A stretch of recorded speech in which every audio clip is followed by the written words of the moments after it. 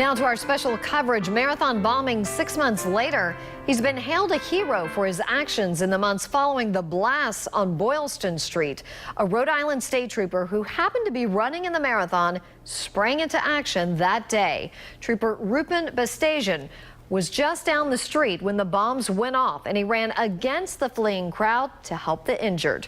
Target 12 investigator Tim White joins us now with a preview of his report. And Tim, you went to Boston and talked with him. I did, and it was his first time back to Boston since the marathon bombings. Reflecting on what happened, Trooper Bastasian says it has put everything in his life into a different perspective.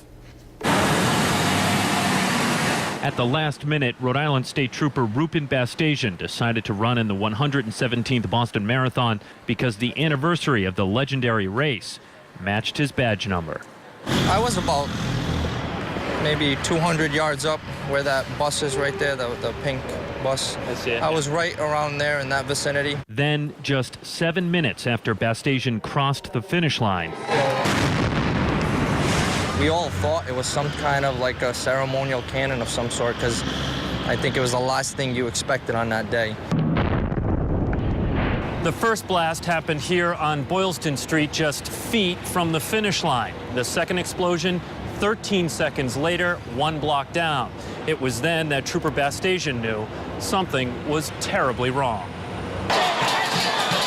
The first thing I did was just stop and look around and look up. I was just trying to see if there was, anyone around, if I could identify some kind of, subject that was involved. for the first time since April 15th, when Bastasian found himself at the center of a city in the claws of a terror attack, the trooper joined us on Boylston Street to tell his story from the Boston Marathon bombings. I thought nothing had happened to me until I came here, and then it was like, wow. So obviously, some way it has impacted me. Now tonight at 11, you'll hear the trooper's amazing experience from that day, including what he did in the moments following the blast. Susan.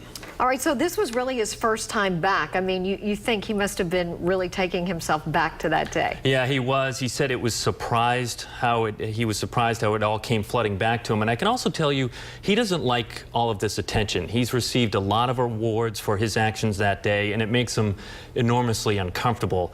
But he pointed out during the interview multiple times there were hundreds of heroes that jumped in to help that day. Oh, so humble of him. All right, Tim. Well, we're really looking forward to your report tonight at 11. You won't want to miss that as we mark the Boston Marathon bombing 6 months later. That's tonight on Eyewitness News at 10 on Fox Providence and 11 right here on WPRI 12.